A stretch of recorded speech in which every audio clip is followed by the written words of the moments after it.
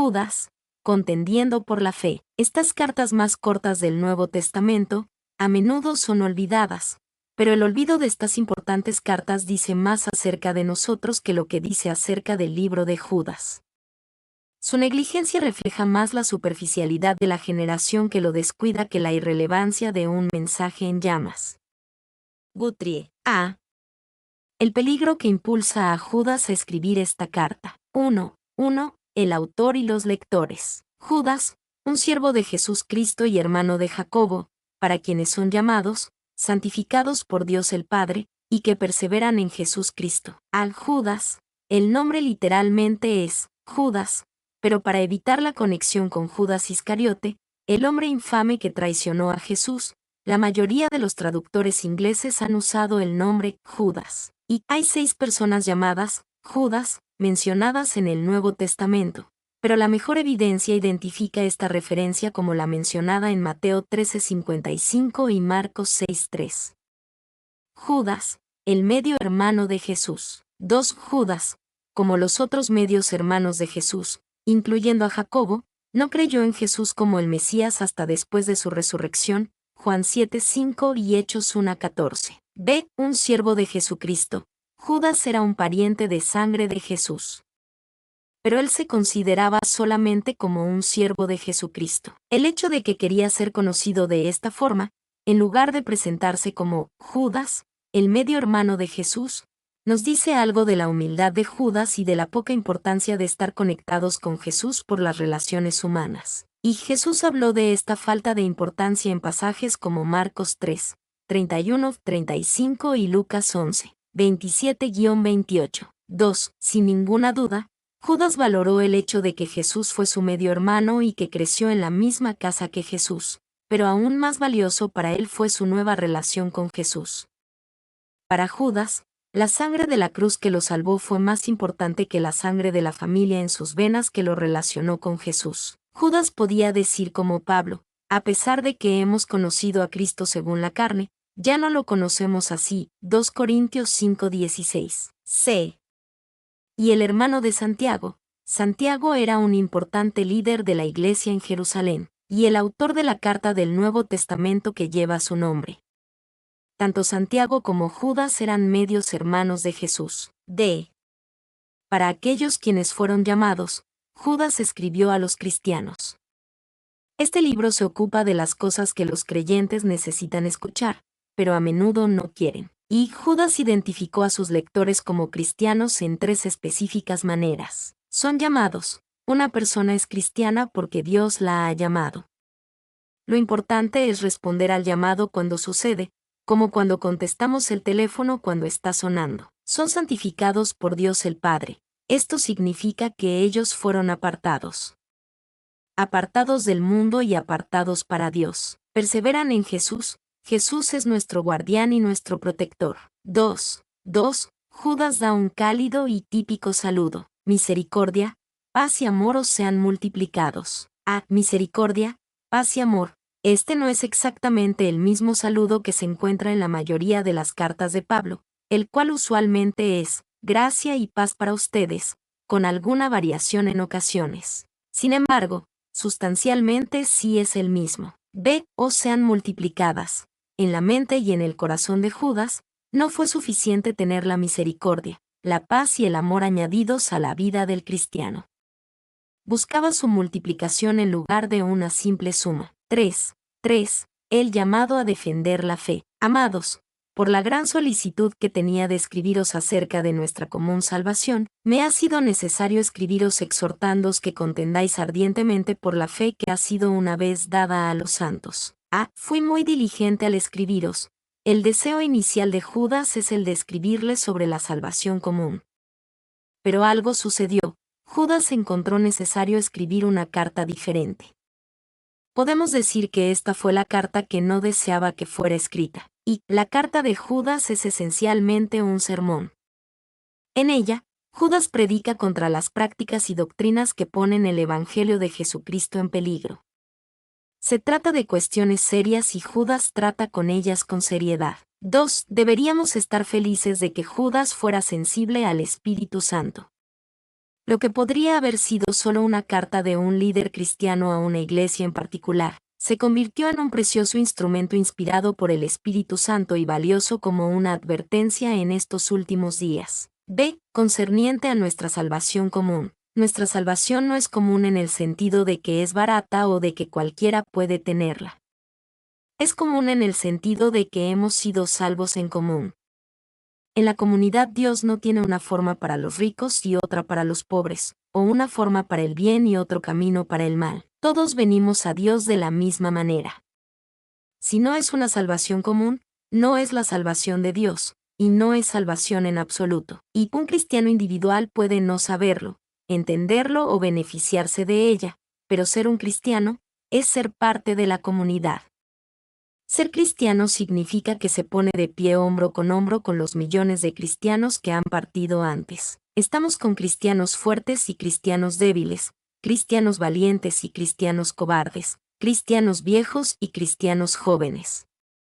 Somos parte de un poderoso ejército invisible que se extiende a través de las generaciones. 2. Sobre otros temas hay diferencias entre los creyentes, pero todavía hay una común salvación que goza el arminiano, así como el calvinista, poseída por el presbiteriano, así como por el episcopal, muy apreciada por el cuáquero, así como por el bautista. Los que están en Cristo tienen un parentesco más cercano de lo que piensan, y su intensa unidad en la profunda verdad esencial es una fuerza mayor de lo que la mayoría de ellos imaginan. Solo dele alcance y hará maravillas. Spurgeon. 3. En la década de 1980 un sondeo de encuesta encontró que el 70% de los estadounidenses que van a la iglesia dicen que pueden ser buenos cristianos sin ir a la iglesia. Esta no es la idea de Judas de una salvación común. Se exhortándoos que contendáis ardientemente por la fe. Esta fue la gran necesidad por la que Judas interrumpió su carta. La antigua palabra griega traducida como contender proviene del mundo atlético, de la lucha libre. Es una forma reforzada de la palabra que significa agonizar. Por lo tanto, contender habla de trabajo duro y diligente, y el verbo traducido como contender seriamente está en el presente, lo que demuestra que la lucha cristiana es continua. 2. Estamos contendiendo ardientemente por la fe, porque es valiosa. Si entras en una galería de arte y no hay guardias ni ningún tipo de sistema de seguridad, debes sacar una conclusión. No hay nada muy valioso en esa galería de arte. Los objetos de valor están protegidos, las cosas sin valor no lo están. De exhortándoles a contender ardientemente por la fe, si enfatizamos en la palabra, ustedes, podemos ver que esto era algo que Judas quería que cada individuo cristiano hiciera. Hay algunas formas en las que cada cristiano puede contender ardientemente por la fe, y contendemos por la fe en un sentido positivo cuando damos un testimonio inquebrantable, distribuimos tratados, hacemos posible la formación de embajadores fieles de Jesús, o cuando fortalecemos las manos de los pastores fieles que honran la palabra de Dios en sus púlpitos. Estas son algunas de las muchas maneras en las que podemos contender ardientemente por la fe en un sentido positivo. 2. Contender ardientemente por la fe en una forma negativa es cuando retenemos el apoyo y el aliento a los falsos maestros. 3. Contendemos por la fe en un sentido práctico cuando vivimos una vida cristiana firme y le damos crédito al Señor, quien nos cambió. 4. Obviamente, los misioneros fieles y los evangelistas contienden ardientemente por la fe. Pero lo mismo ocurre con el maestro de escuela dominical o los líderes de grupos de casa que son fieles a las Escrituras. Gente como esta contiende por la fe, tanto como el que lo hace desde la primera línea misionera, y cada uno de nosotros debe contender por el Evangelio donde Dios nos pone. Contender ardientemente por la fe una vez dada a los santos. Aquí, Judas nos dice por lo que están contendiendo. Hay mucha contienda en el mundo, pero por lo general no por las cosas correctas. La fe una vez dada a los santos es algo digno por lo cual pelear. Y, la fe, no significa nuestra creencia personal, o la fe en el sentido de nuestra confianza en Dios. La frase, la fe, significa la verdad esencial del Evangelio que todo cristiano verdadero mantiene en común. La fe es usada en este sentido varias veces en el Nuevo Testamento. Hechos 6:7, 13:8, 14:22, 16:5, 24:24, Romanos 1:5, 16-26, Colosenses 2:7 y 1 Timoteo 1:2, son solo algunos de los ejemplos. Debemos contender ardientemente por la verdad. La fe es el cuerpo de la verdad que desde muy temprano en la historia de la Iglesia adoptó una forma definitiva. Véase Hechos 2:42, Romanos 6:17, Gálatas 1:23. Bloom, 2. Una vez, significa que la fe fue entregada una vez, y no necesita ser entregada otra vez.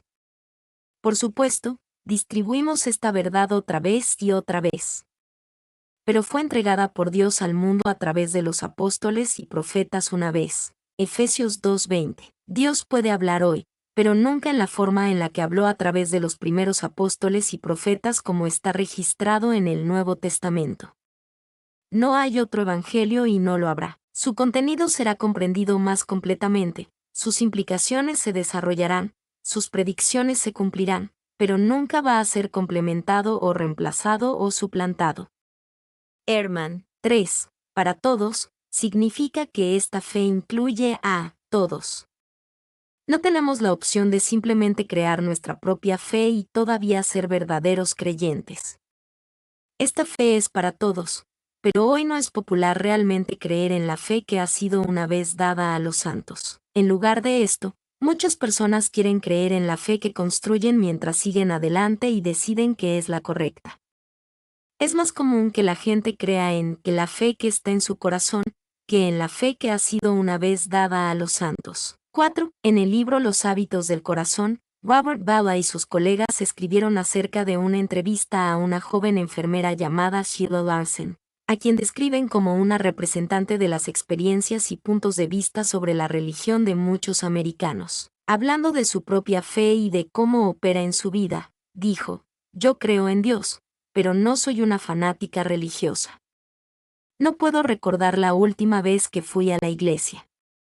Mi fe me ha llevado por un largo camino, ceilanismo, solo mi propia voz. Podríamos decir que esta fe individualista es la religión más popular del mundo, pero la idea de que podemos o debemos crear nuestra propia fe está equivocada. El cristianismo está basado en una fe que una vez por todas fue dada a los santos. 4. Debemos de contender por la fe, porque hay hombres peligrosos alrededor de los cristianos, porque algunos hombres han entrado encubiertamente, los que desde antes habían sido destinados para esta condenación, hombres impíos, que convierten la gracia de nuestro Dios en libertinaje, y niegan a Dios el único soberano y nuestro Señor Jesucristo. Algunos hombres han entrado encubiertamente. En parte, esto es lo que los hace tan peligrosos, entran desapercibidos. Nadie advirtió que eran peligrosos. No llevaban una etiqueta que decía, peligro, falso maestro, con su nombre. Estos, ciertos hombres, probablemente pretendían ser más bíblicos que cualquier otra persona que si lo era verdaderamente. Y entrado encubiertamente significa deslizarse en secreto, como por un lado de la puerta. Robertson. Satanás sabe muy bien que un demonio en la iglesia puede hacer mucho más daño que 1000 demonios fuera de sus límites. Spurgeon. B. Los que desde antes habían sido destinados para esta condenación. Estos, ciertos hombres, tienen un destino, el destino de cada líder y falso maestro. Están marcados y destinados para esta condenación, y esto es suficiente para decir que son hombres impíos. Son impíos en el sentido de que no son como Dios. No les importan las apariencias externas y le hacen caso omiso a Dios. Y ellos pasan desapercibidos para los hombres, pero no para Dios. El Señor no está estrujándose las manos en el cielo preocupado por los que engañan a los demás a través de sus enseñanzas y sus estilos de vida. Ellos pueden pasar inadvertidos para algunos creyentes, pero, en lo que a Dios se refiere, su condena fue marcada hace mucho tiempo. Sus juicios están asegurados. La verdad triunfará, nuestra responsabilidad es estar en el lado de la verdad. C. Que convierte la gracia de nuestro Dios en libertinaje. Estos, ciertos hombres, habían recibido algo de la gracia de Dios, pero cuando la recibieron, la convirtieron en una excusa para su libertinaje. Y la idea detrás de la antigua palabra, libertinaje, es un pecado que se practica sin vergüenza, sin ningún sentido de la conciencia o de la decencia. Por lo general, la palabra se usa en el sentido de los pecados sensuales, como la inmoralidad sexual, pero también puede ser usada en el sentido de la enseñanza antibíblica, cuando la verdad es negada y la mentira se enseña sin vergüenza. Judas tenía probablemente ambas ideas en mente, pues como se evidencia en el resto de la carta, estos, ciertos hombres, tenían tanto problemas morales como problemas doctrinales. 2. Estas palabras de Judas muestran que existe un peligro en la predicación de la gracia. Hay algunos que pueden tener la verdad de la gracia de Dios y convertir la gracia de nuestro Dios en libertinaje. Pero esto no quiere decir que haya algo malo o peligroso acerca del mensaje de la gracia de Dios. Simplemente muestra cuán corrupto es el corazón humano. D. Que niegan al único Señor Dios y nuestro Señor Jesucristo. Estos, ciertos hombres, niegan al Señor Jesucristo. Ellos hacen esto al negarse a reconocer quién Jesús dijo que Él era y, por lo tanto, también niegan quién Dios Padre es. B. 3 ejemplos que demuestran la certeza del juicio de Dios contra algunos hombres. 1. 5. El ejemplo del pueblo de Israel. Pero quiero recordarte, que a pesar de que sabías en otro tiempo esto, que el Señor, habiendo salvado al pueblo de la tierra de Egipto, después destruyó a los que no creyeron. Pero quiero recordarte, a pesar de que sabías en otro tiempo esto, Judas sabía que no estaba diciéndoles nada nuevo. Ya se les había enseñado este ejemplo, pero ellos necesitaban escucharlo otra vez y aplicarlo en su situación presente. Y, idealmente, cada cristiano debería leer estas alusiones al Antiguo Testamento y decir, sí, Judas, yo sé exactamente acerca de lo que estás hablando. No saber acerca de lo que Judas escribió muestra que necesitamos profundizar en el conocimiento de la Biblia. 2. En cuanto a la raíz de los hechos, las doctrinas fundamentales, las verdades principales de la Escritura, debemos continuamente insistir en ellas. Nunca debemos decir, todos lo conocen, pero todos lo olvidaron. Spurgeon. 3. El uso de la palabra de Dios no es solamente enseñarnos lo que no hemos conocido, sino también animarnos a una meditación seria de esas cosas que ya entendemos, y que no sufrimos por crecer aletargados en un conocimiento frío. Calvin. B. El Señor, habiendo salvado al pueblo de la tierra de Egipto, Judas nos recuerda lo que sucedió en Números 14. Dios liberó a los israelitas de la esclavitud en Egipto. Salieron de Egipto y sin demoras imprevistas llegaron a un lugar llamado Cades Barnea, a las puertas de la tierra prometida. Pero en Cades Barnea, el pueblo se negó a confiar en Dios y entrar en la tierra prometida de Canaán. Por lo tanto, casi ninguno de la generación adulta que salió de Egipto entró en la tierra prometida. Y piense en lo que Dios hizo por el pueblo de Israel en esta situación, y después cómo le respondieron. Ellos experimentaron la liberación milagrosa de Dios en el Mar Rojo. Ellos oyeron la misma voz de Dios en el monte Sinaí. Recibieron su cuidado diario y provisión de maná en el desierto. Sin embargo, se sumieron en la incredulidad, y nunca entraron en el lugar de bendición y descanso que Dios tenía para ellos. C. Después destruyó a los que no creyeron, aquellos que dudaron y rechazaron a Dios en Cades Barnea, pagaron un precio más grande que simplemente no entrar en la tierra prometida. También recibieron el juicio de Dios. El Salmo 95 describe cómo el Señor les respondió, durante 40 años me disgusté contra esa generación, y dije, es un pueblo que se desvían en su corazón, y no han conocido mis caminos. Por tanto, juré en mi ira, no entrarán en mi reposo. Salmo 95, 10-11. Y la advertencia a través de Judas es clara. El pueblo de Israel partió de Egipto lo suficientemente bien. Tuvo muchas bendiciones de Dios en el camino, pero no perseveró hasta el fin, porque no creyó la promesa de la protección y del poder de Dios. 2. En este ejemplo se dan 2 lecciones. En primer lugar, se nos asegura que los hombres que causan ciertos problemas, sin duda, serán juzgados, a pesar de que pueden haber empezado bien en su caminar con Dios. Judas dice, algunos hombres podrían haber empezado bien, pero también lo hicieron los hijos de Israel, y Dios destruyó a los que no creyeron.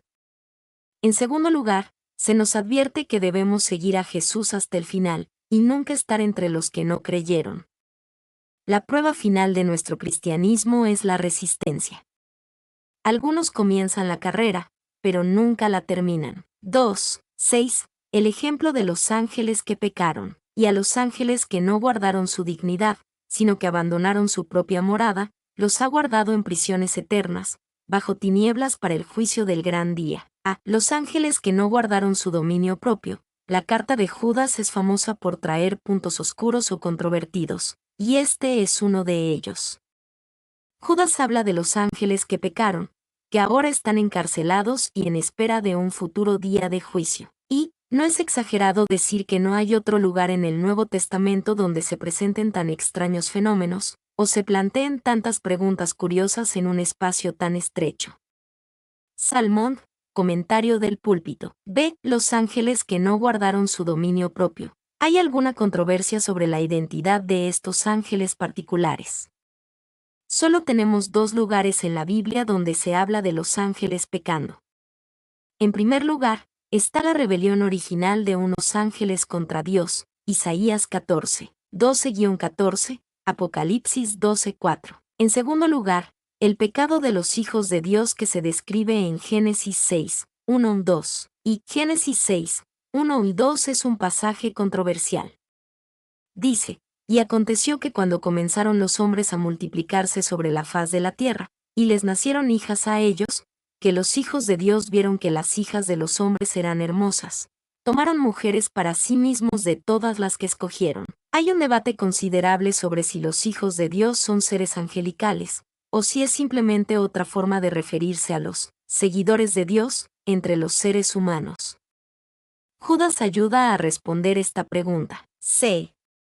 No guardaron su dignidad, sino que abandonaron su propia morada. Este delito estaba relacionado con algún tipo de pecado sexual, tal como la unión sexual entre los seres angelicales rebeldes, los hijos de Dios en Génesis 6:2, y los seres humanos, las hijas de los hombres en Génesis 6:2. Sabemos que hubo algún aspecto sexual en este pecado, porque Judas nos dice en el siguiente versículo, 7, como Sodoma y Gomorra y las ciudades vecinas, las cuales de la misma manera que aquellos, habiendo fornicado e ido en pos de vicios contra naturaleza, fueron puestas por ejemplo, sufriendo el castigo del fuego eterno. Las palabras, de una manera similar a aquellos, se refieren de nuevo a los ángeles de Judas 6, y las palabras, habiendo fornicado e ido en pos de vicios contra naturaleza, se refieren a la unión sexual antinatural. Y sabemos algunas cosas sobre esta unión sexual antinatural de Génesis 6. Sabemos que esta unión antinatural produjo descendencia antinatural. La unión antinatural corrompió la piscina genética de la humanidad, por lo que Dios tuvo que encontrar a Noé, un hombre perfecto en sus generaciones, Génesis 6:9, esto es, puro en su genética. Esta unión antinatural provocó un juicio muy drástico de Dios, una inundación global que acabó con toda la humanidad, exceptuando solamente a 8 personas. 2. Podemos agregar otra pieza de conocimiento de Judas 6. Esta unión antinatural movió a Dios a encarcelar únicamente a los ángeles que pecaron de esta manera. Ellos están reservados en cadenas eternas bajo tinieblas para el juicio del gran día. 3. En cuanto a los detalles específicos de esta unión antinatural, es inútil especular. No sabemos cómo el material genético del ángel caído podría mezclarse con el material genético humano. Quizás pasó por una forma única de la posesión del demonio y el ángel caído trabajó a través de un huésped humano. Sabemos que los ángeles tienen la capacidad de asumir la apariencia humana, al menos temporalmente, pero no sabemos más que eso. De los ha guardado en cadenas eternas, bajo tinieblas para el juicio del gran día. Dios juzgó a los ángeles malvados, poniéndolos en cadenas eternas. Al parecer, algunos ángeles caídos están en esclavitud, mientras que otros están desatados y activos entre la humanidad como demonios, y, por no guardar su debido lugar, ahora se mantienen en cadenas. Su búsqueda de la libertad de pecado los puso en la esclavitud. De la misma manera, aquellos que insisten en la libertad de hacer lo que quieren están como estos ángeles en cadenas eternas. La verdadera libertad viene de la obediencia. 2. Si los ángeles no pueden romper las cadenas que el pecado trajo sobre ellos, Somos tontos al pensar que los humanos pueden romperlas. Nosotros mismos no podemos liberarnos de estas cadenas, solo podemos ser liberados por Jesús. 3. Esto nos recuerda que estos ángeles que pecaron con una unión sexual antinatural ya no están activos. Con su juicio radical en los días de Noé, Dios pone fin a este tipo de unión sexual antinatural. 4. Este ejemplo da dos lecciones. En primer lugar, nos asegura que los hombres que causan ciertos problemas serán juzgados, sin importar cuál haya sido su estatus espiritual. Estos ángeles en un tiempo permanecieron en la gloriosa presencia inmediata de Dios, y ahora están en cadenas eternas. Si Dios juzgó a los ángeles que pecaron, también juzgará a los hombres que lo hagan. En segundo lugar, nos advierte que debemos seguir caminando con Jesús. Si la pasada experiencia espiritual de estos ángeles no garantizaba su futuro estado espiritual, entonces tampoco lo hace la nuestra. Tenemos que seguir caminando y estar en guardia. 3. 7. El ejemplo de Sodoma y Gomorra. Como Sodoma y Gomorra y las ciudades vecinas, de manera similar a estos, después de haberse entregado a la inmoralidad sexual y se han ido en pos de carne extraña, fueron puestos por ejemplo, sufriendo el castigo del fuego eterno. Como Sodoma y Gomorra, estas dos ciudades, y las ciudades vecinas, también sirven de ejemplo del juicio de Dios. Su pecado, que era más conspicuamente la homosexualidad, pero incluyó otros pecados también, trajo el juicio de Dios. Y Sodoma y Gomorra fueron bendecidos, fueron lugares privilegiados. Eran ciudades situadas en una zona bendecida, que toda ella era como el huerto de Jehová. Génesis 13:10. B. Después de haberse entregado a la inmoralidad sexual y se han ido tras la carne extraña. Judas se refiere al relato de Génesis 19, donde se describe la conducta homosexual de los varones de Sodoma. Ezequiel 16:49 nos habla de otros pecados de Sodoma. Mira, esta fue la iniquidad de tu hermana Sodoma. Ella y sus hijas tenían orgullo, saciedad de pan, y abundancia de ociosidad, y no fortaleció la mano del afligido y del menesteroso. La depravación sexual no fue su único pecado, pero, ciertamente, fue uno de sus pecados y Judas lo deja claro. Y los pecados descritos en Ezequiel 16:49 muestran que Sodoma y Gomorra fueron, de hecho, zonas prósperas, áreas bendecidas. Cuando se tiene saciedad de pan y abundancia de ociosidad, es porque se tiene bendiciones materiales.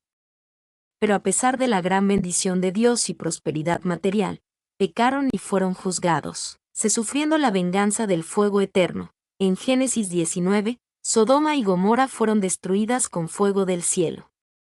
Pero ese no fue el final de su juicio por fuego.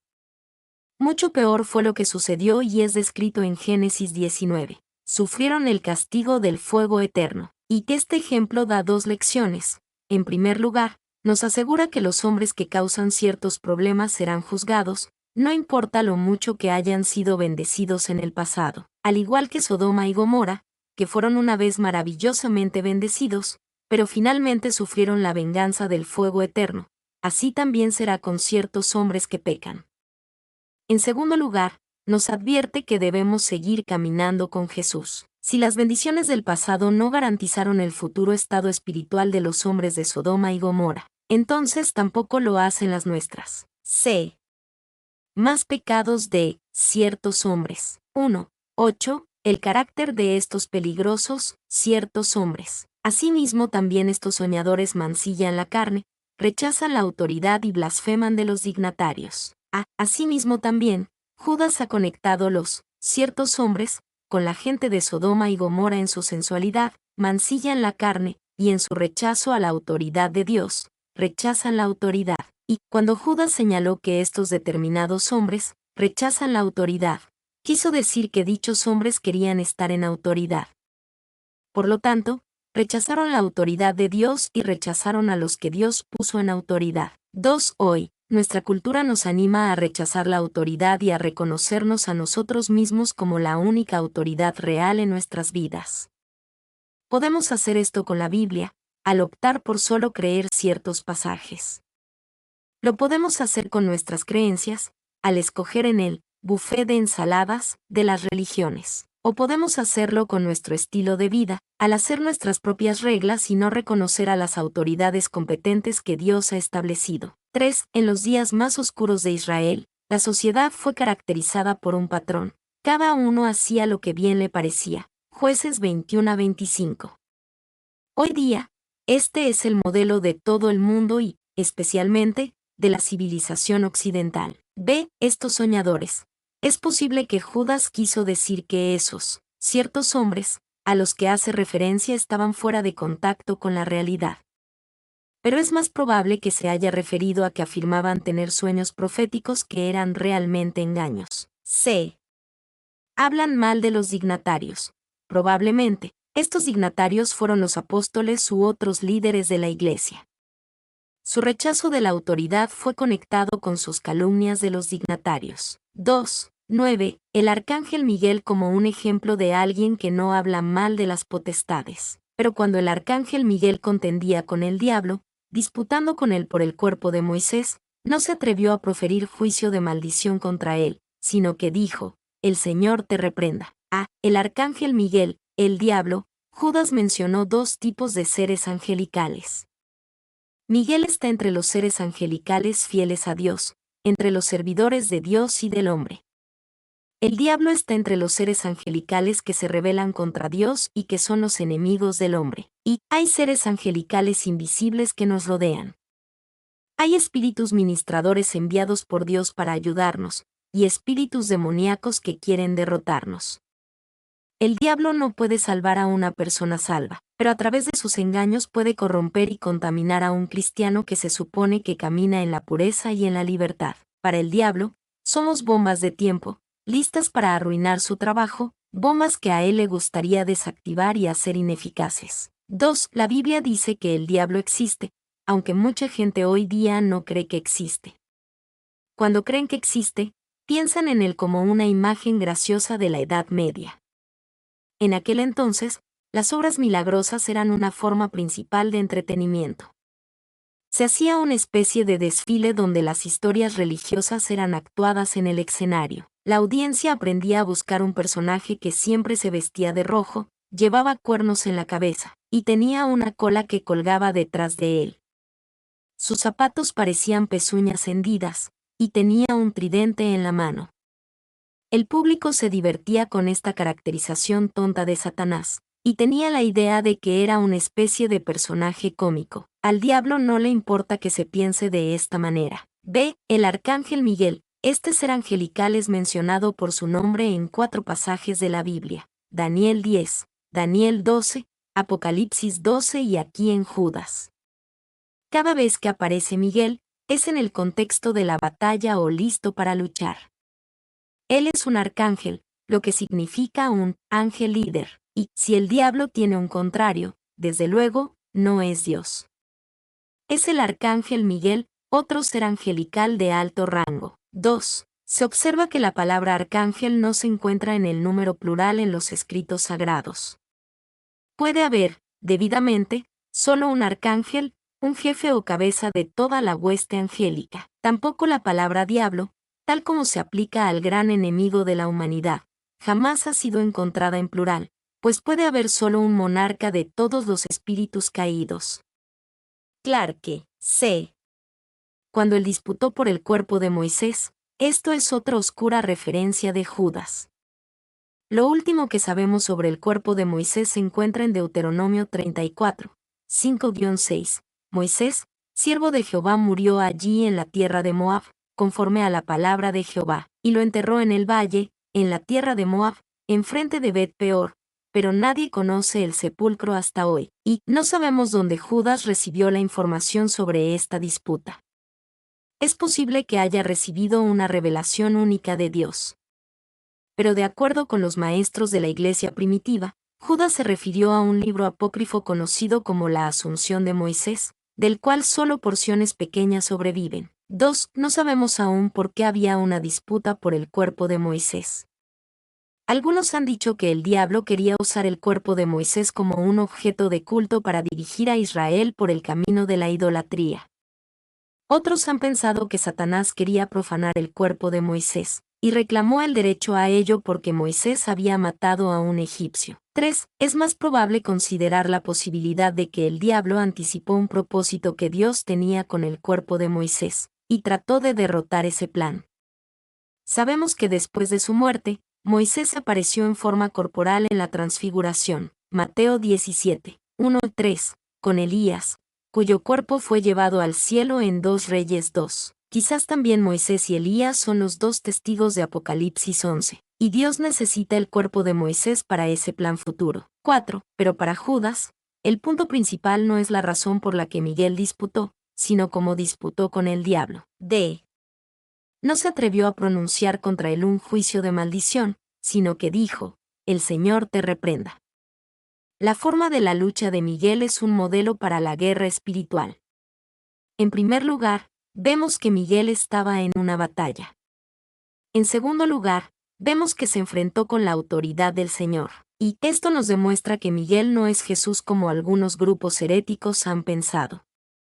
Jesús reprendió al demonio por su propia cuenta, pero Miguel no lo hizo. El punto de contraste es que Miguel no podía rechazar la acusación del diablo en su propia potestad.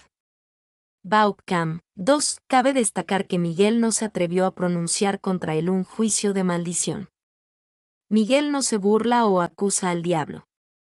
Dios no nos ha llamado a juzgar el diablo, ni a condenarlo, ni a burlarnos, sino a luchar contra él en el nombre del Señor. 3. La expresión, cuanto más, relaciona lo anterior con los ciertos hombres mencionados antes. Si Miguel no se atrevió a pronunciar contra el diablo un juicio de maldición, cuanto más deberían estos ciertos hombres no hablar mal de las potestades. 3. 10. Más acerca del mal carácter de los ciertos hombres. Pero estos maldicen de cuantas cosas no conocen, y en las que por naturaleza conocen, se corrompen como animales irracionales. Pero estos maldicen, a diferencia de Miguel, que ni siquiera habla mal del diablo, estos ciertos hombres hablaron mal, especialmente cuando rechazaron la autoridad y hablaron en contra de dignatarios. B. De cuántas cosas no conocen. Los ciertos hombres ni siquiera conocían las cosas ni las personas de las que hablaron mal. Su forma de hablar mal se agravó por su ignorancia, y puesto que también se opusieron a dignatarios y rechazaron autoridades, estos ciertos hombres no sabían nada del verdadero liderazgo y la autoridad espiritual, por lo que les resultó fácil hablar mal contra ella. B. Y en las que por naturaleza conocen, se corrompen como animales irracionales. Estos ciertos hombres fingieron ser espirituales, pero su único conocimiento fue natural incluso, lo que sabían naturalmente, lo utilizaron para corromperse a sí mismos con una mente no espiritual. Y animales irracionales. Los animales pueden ser inteligentes o ingeniosos de una manera instintiva, pero obviamente no tienen el conocimiento espiritual. Era lo mismo que sucedía con esos ciertos hombres. 2. Qué irónico que cuando los hombres se dicen ser conocedores, realmente son ignorantes. Cuando piensan que son superiores al hombre común, en realidad deberían estar en el mismo nivel que los animales y ser corrompidos por las mismas prácticas en las que buscan la libertad y la expresión personal. Green. De 3 ejemplos de los ciertos hombres. 1. 11. Los ciertos hombres han seguido el camino de Caín. Ay de ellos. ¿Por qué han seguido el camino de Caín? El camino de Caín, la historia de Caín se encuentra en Génesis 4. Cada uno de los hijos de Adán y Eva trajo una ofrenda al Señor. Caín, agricultor, ofreció la ofrenda de su cosecha. Abel, pastor, trajo una ofrenda de sus rebaños. Dios aceptó la ofrenda de Abel, pero rechazó el sacrificio de Caín. Y mucha gente asume que la diferencia entre las dos ofrendas fue la sangre del sacrificio, porque Abel trajo una ofrenda de sangre y Caín trajo una ofrenda de grano. Pero la diferencia real es entre la fe y la incredulidad. Hebreos 11:4 lo deja claro. Por la fe Abel ofreció a Dios más excelente sacrificio que Caín, por lo cual alcanzó testimonio de que era justo, dando Dios testimonio de sus ofrendas, y por medio de la fe, estando muerto aún habla. 2. El sacrificio de Caín era, probablemente, más agradable a los sentidos que el de un cordero muerto. Pero su sacrificio fue ofrecido sin fe y, por lo tanto, era inaceptable para Dios. Usted puede dar a Dios lo que fuere que usted tenga o lo que fuere que usted sea, pero debe ofrecerlo con fe. B. El camino de Caín. Génesis 4:5 dice que después de que Dios rechazó su sacrificio, Caín se enojó mucho, y decayó su semblante. Él se enojó porque sabía que había sido rechazado por Dios.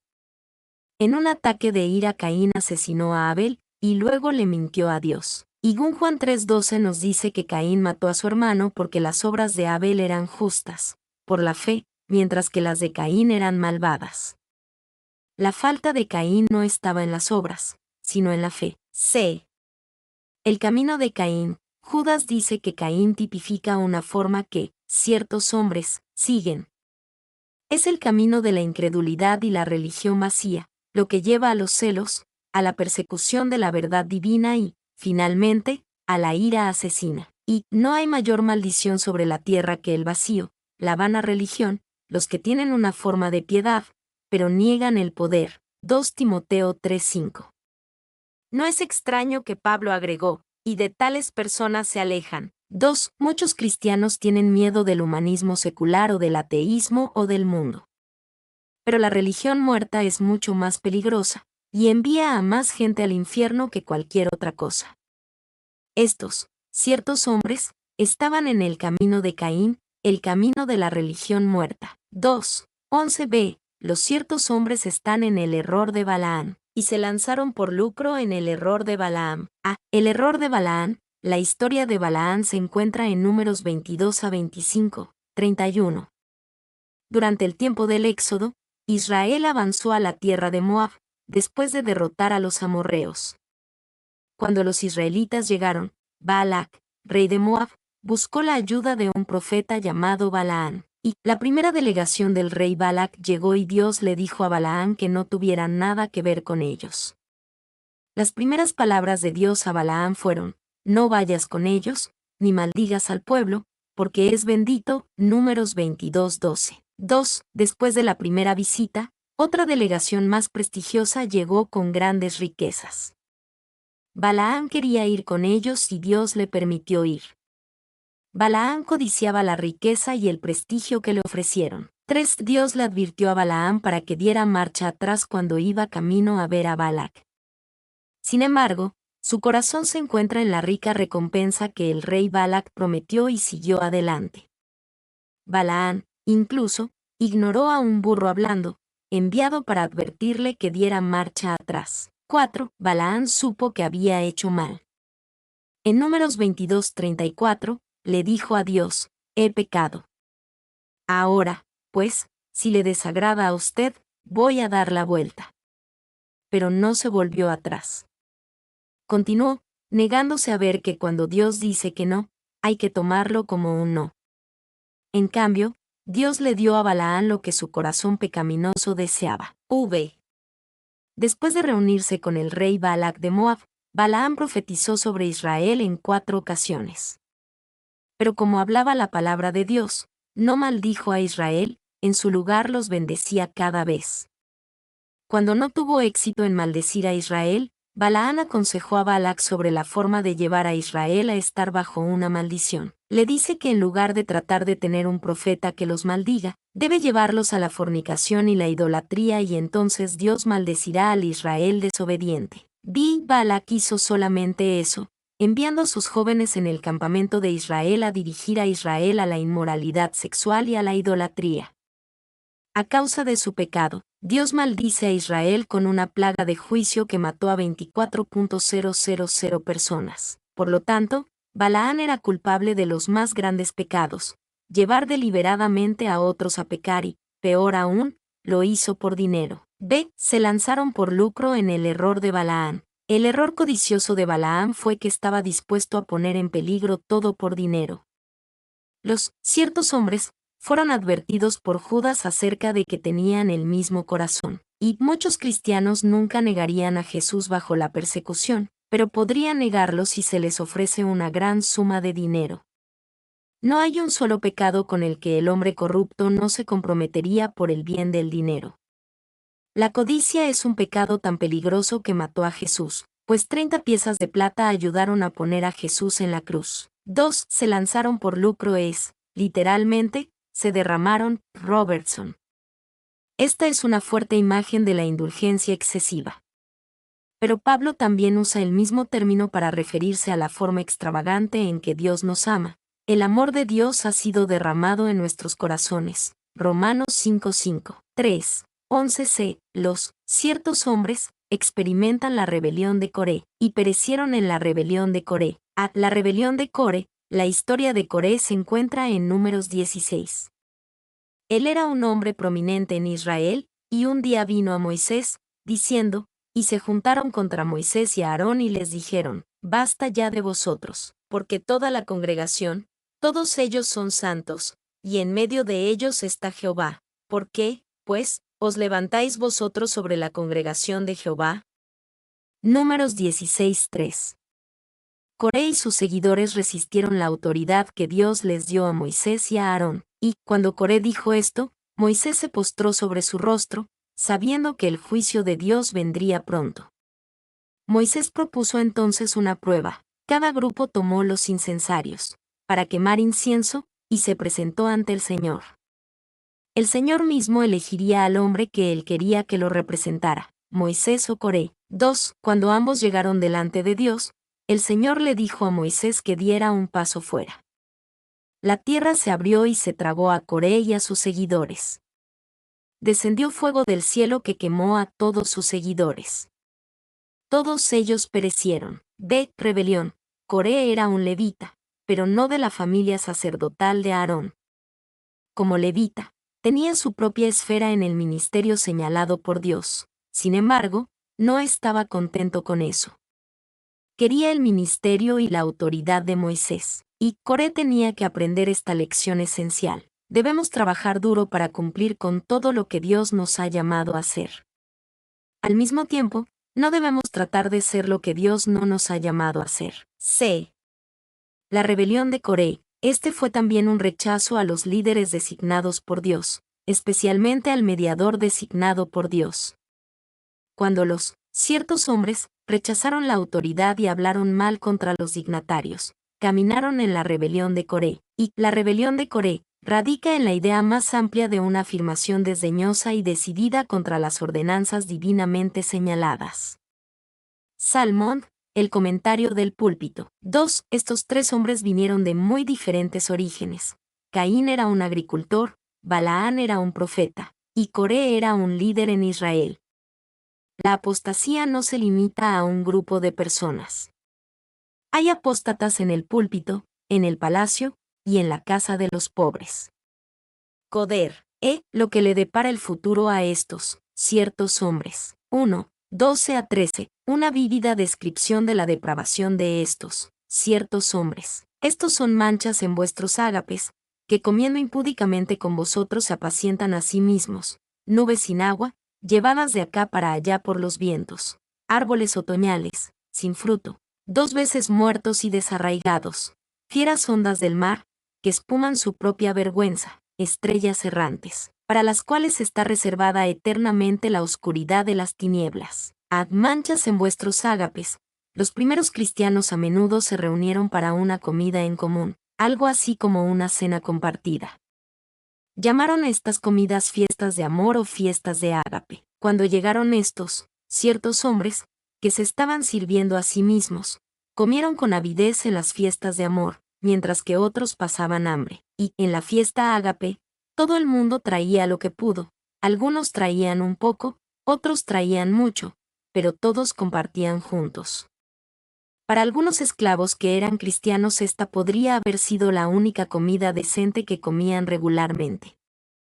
El egoísmo de estos ciertos hombres arruinó la comunión. En 1 Corintios 11, 17-34 se describe un problema similar en la iglesia de Corinto. 2. Siempre se daña la comunión cuando venimos a la iglesia con la actitud egoísta de bendíceme, a mí. Muchos de los que nunca comerían egoístamente en una comida de la iglesia, si son capaces de aún venir a la iglesia preocupados con servirse solamente ellos mismos. 3. Manchas.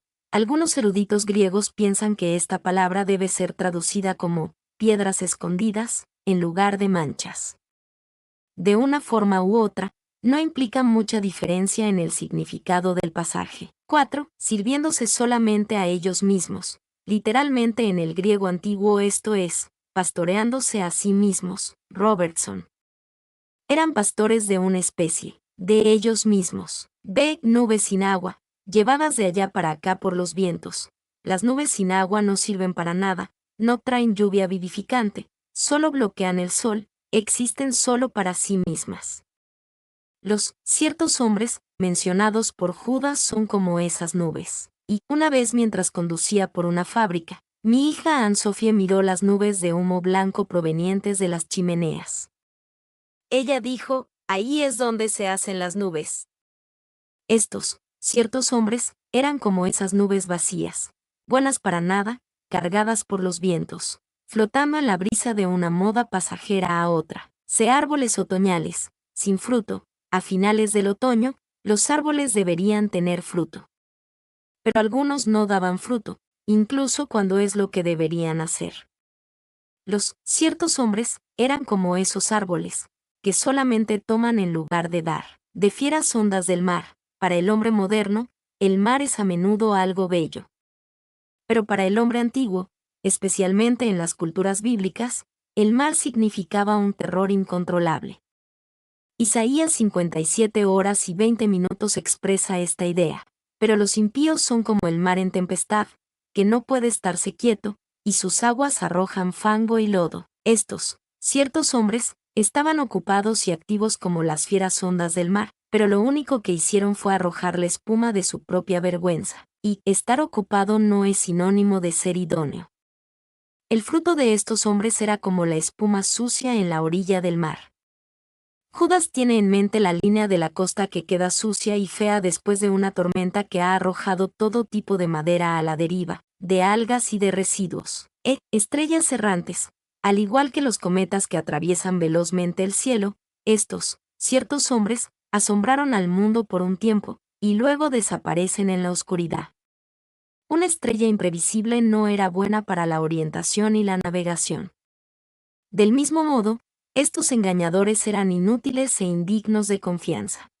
Para las cuales está reservada eternamente la oscuridad de las tinieblas. Esto describe su destino. A menos que se arrepientan, ellos terminarán en el infierno y estarán allí eternamente. Y el castigo del infierno es eterno, porque un simple hombre está pagando por sus propios pecados, ofreciendo un sacrificio imperfecto que debe repetirse una y otra vez por toda la eternidad. Un hombre perfecto puede ofrecer un solo sacrificio, pero un hombre imperfecto debe ofrecer continuamente un sacrificio. 2. Nuestras obligaciones hacia Dios son infinitas y, por lo tanto, solo se cumplen en Jesús, una persona infinita. 2. 14 a 15. La certeza del juicio sobre estos, ciertos hombres. De estos también profetizó Enoc, séptimo desde Adán, diciendo, He aquí, vino el Señor con sus santas decenas de millares, para hacer juicio contra todos, y dejar convictos a todos los impíos de todas sus obras impías que han hecho impíamente, y de todas las cosas duras que los pecadores impíos han hablado contra él. Ahora Enoc, aquí Judas cita de Enoc, quien es descrito en Génesis 5 y se menciona en Hebreos 11. El antiguo libro de Enoc no fue recibido como escritura, pero era altamente respetado tanto entre los judíos como entre los cristianos primitivos. Y Tertuliano nos dice que el libro de las profecías de Enoc fue conservado por Noé en el arca, y que lo continuaron y fue leído hasta los tiempos de los apóstoles. Pero debido a que contenía muchos testimonios famosos concernientes a Jesucristo, los judíos por malicia suprimieron y eliminaron todo el libro. Trap. 2. Judas no citó a Enoc para decirnos nada nuevo, sino para dar una descripción vívida de lo que ya la Biblia enseñaba. El apóstol Pablo también citó a fuentes no bíblicas al menos en 3 ocasiones diferentes. Hechos 17:28, 1 Corintios 15:33 y Tito 1:12. Esto no era para proclamar una nueva verdad, sino para apoyar un principio bíblico ya establecido. 3. Al citar Judas el libro de Enoc no quiere decir que todo el libro de Enoc está inspirado en la Escritura, solo la porción que Judas citó. De la misma manera, cuando Pablo citó a un poeta pagano, no quiere decir que toda la obra del poeta se inspiró en Dios. B. Para hacer juicio contra todos, y dejar convictos a todos los impíos. En esta cita del libro de Enoc, Judas enfatizó las palabras todos y los impíos. Dios viene a juzgar a todos los impíos. C. Para hacer juicio contra todos, muchas personas toman el juicio de Dios a la ligera.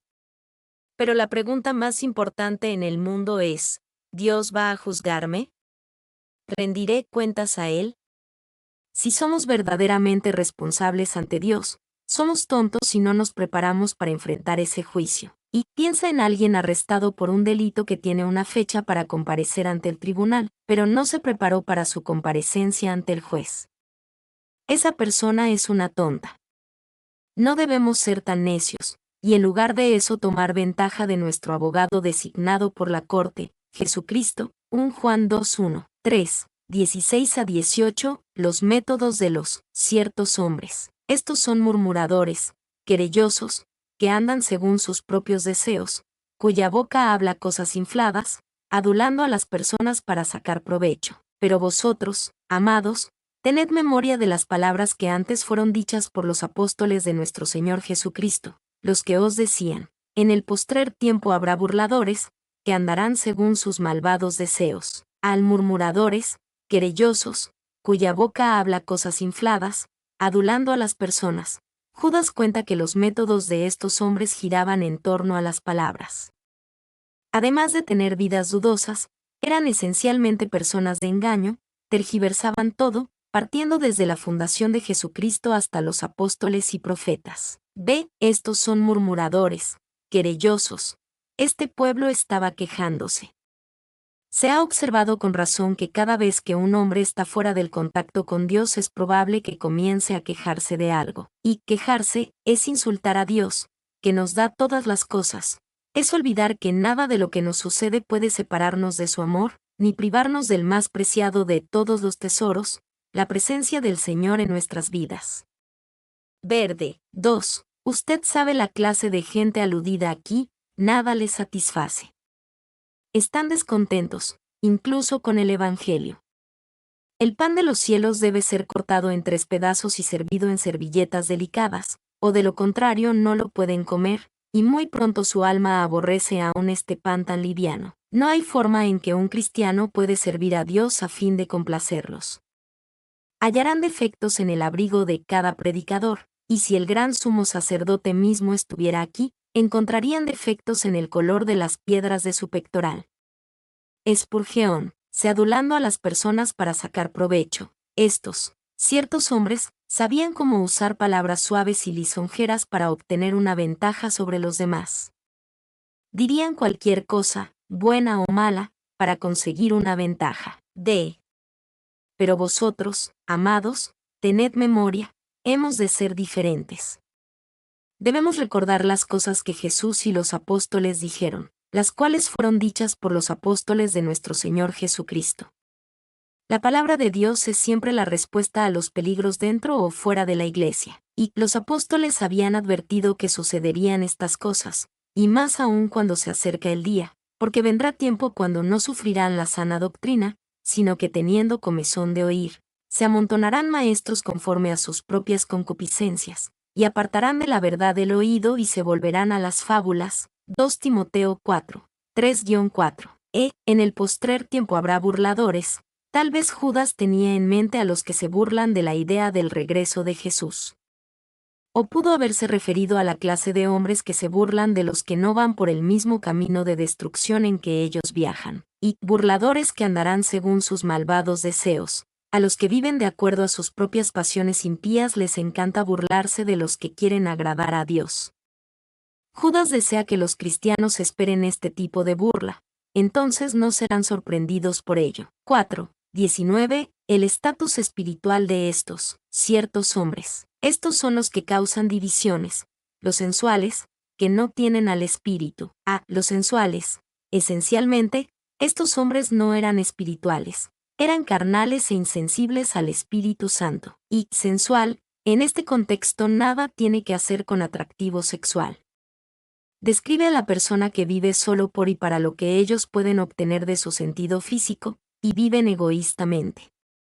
Su lema es, si me siento bien, lo haré, o, ¿Cómo puedo estar equivocado si me siento tan bien? B. Estos son los que causan divisiones. Estos, ciertos hombres, tienen un instinto para separarse ellos mismos y causar divisiones. La palabra, encontrada solamente una vez en la Biblia, denota a esas personas superiores que se guardan a sí mismos, cristianos fariseos. Green, C.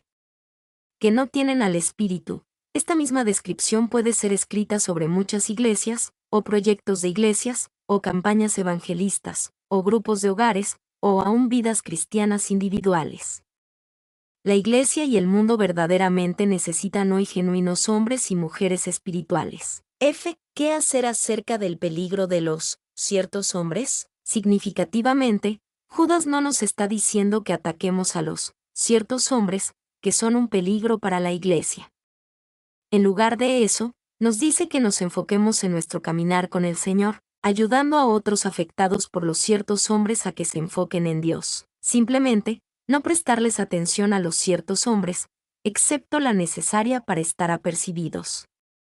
Dios se hará cargo de ellos. 1. 20-21, eche un vistazo hacia adentro. Pero vosotros, amados, edificaos sobre vuestra santísima fe, orando en el Espíritu Santo, guardaos en el amor de Dios, esperando la misericordia de nuestro Señor Jesucristo para vida eterna. Guardaos en el amor de Dios, sabemos que Dios ama, incluso, a los impíos. Romanos 5:6.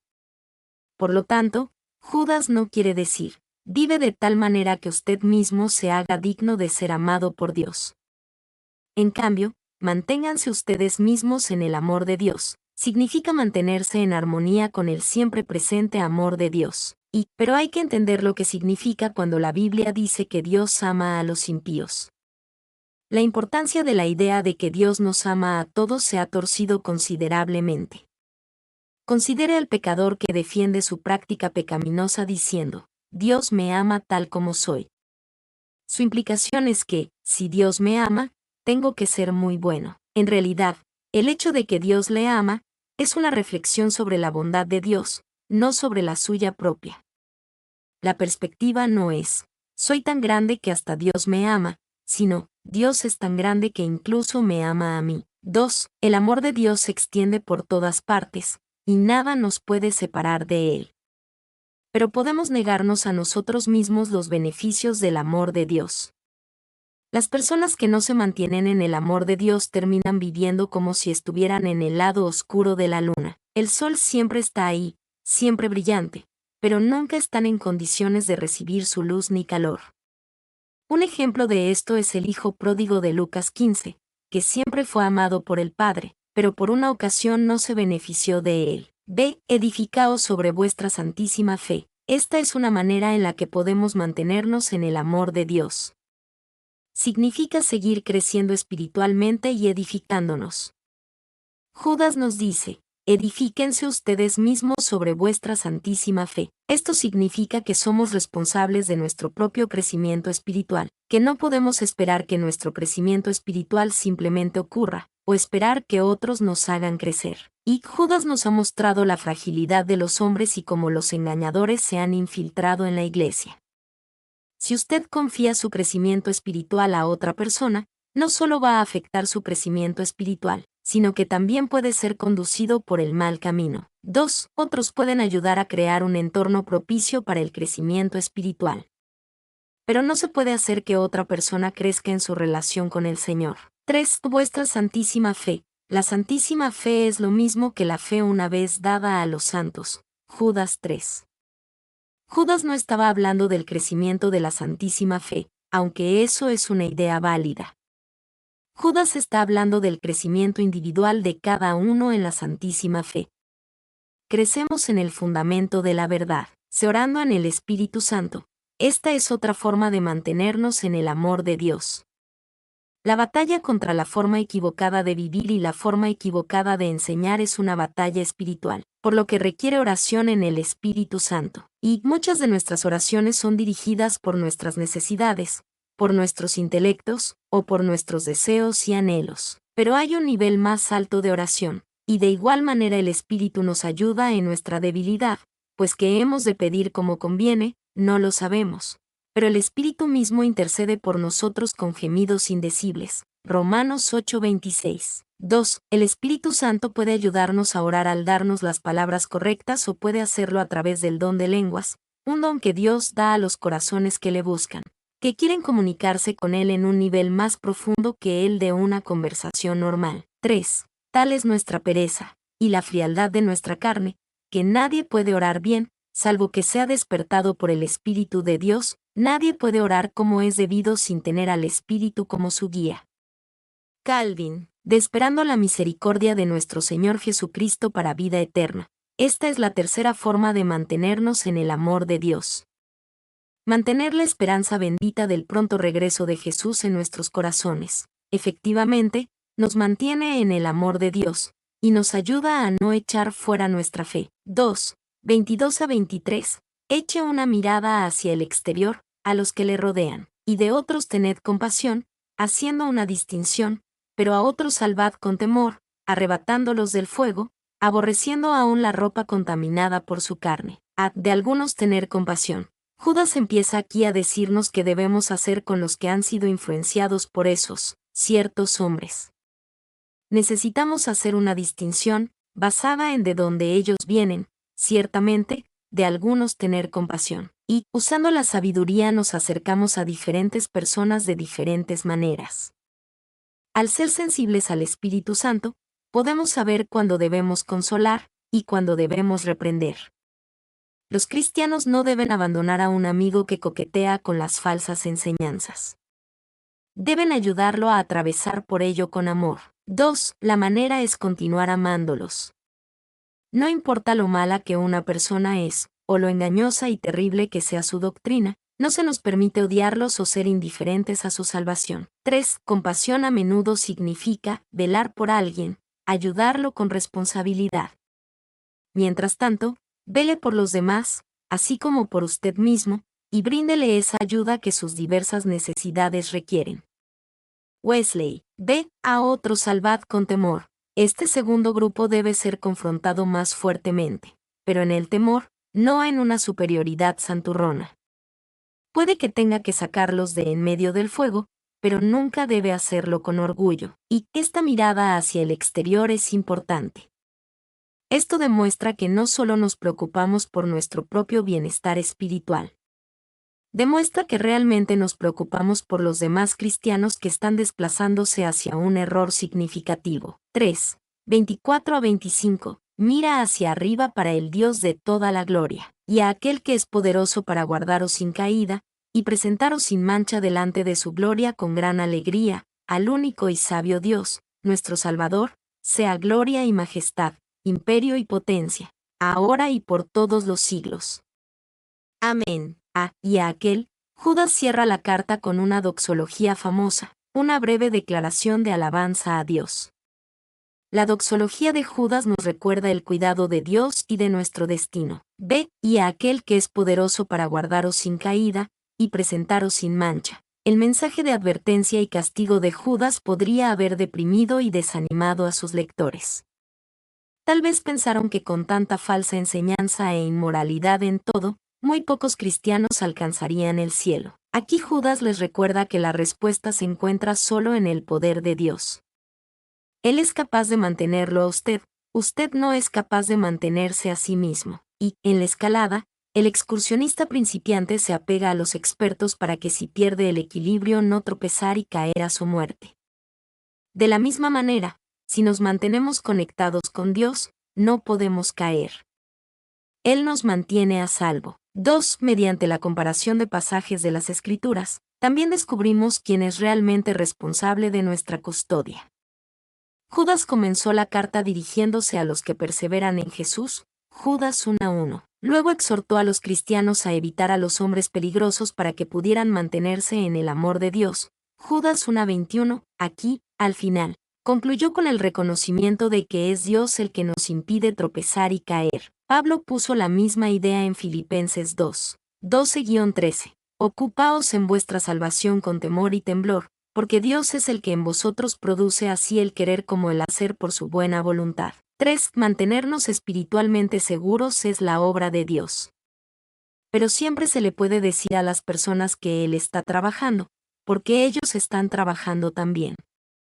Dios no nos llama simplemente a dejar que la vida cristiana suceda, y tampoco nos manda a salvarnos a nosotros mismos. Él nos llama a una alianza con Él. C. Delante de su gloria con gran alegría, así como Dios es fiel, no tenemos que escabullirnos avergonzados ante la presencia de Dios. Podemos presentarnos ante Él con gran alegría. D. Al único y sabio Dios, nuestro Salvador, sea gloria y majestad, imperio y potencia. Todo esto nos recuerda la sabiduría, la gloria y el poder de Dios. Judas no está tratando de decir que podemos o debemos dar estas cosas a Dios. Cuando reconocemos y declaramos la verdad de Dios, lo glorificamos. No estamos dando a Dios más majestad o poder que lo que tenía antes, solo estamos reconociéndolo y declarándolo. Y, ahora y por todos los siglos, esto también podría ser traducido como, todas las edades. Esto es, una declaración tan completa de eternidad como puede hacerse en el lenguaje humano. Robertson. Nuestra victoria, nuestro triunfo en Dios, es para siempre. 2. Hay un serio engaño en el mundo y a menudo entre los llamados cristianos. Hay enemigos del Evangelio que se han infiltrado en la Iglesia. Sin embargo, a pesar de la grandeza de la amenaza, mayor es Dios todavía. Él gana, y si solo nos quedamos con Él, también tenemos la victoria garantizada. 3. Y Judas es un libro lleno de advertencia, pero se cierra con suprema confianza en Dios. Tiempos peligrosos deben hacernos confiar en un Dios poderoso. Mi nombre es Demim, soy tu asistente personal. Mi sitio en internet es demim.es.tl.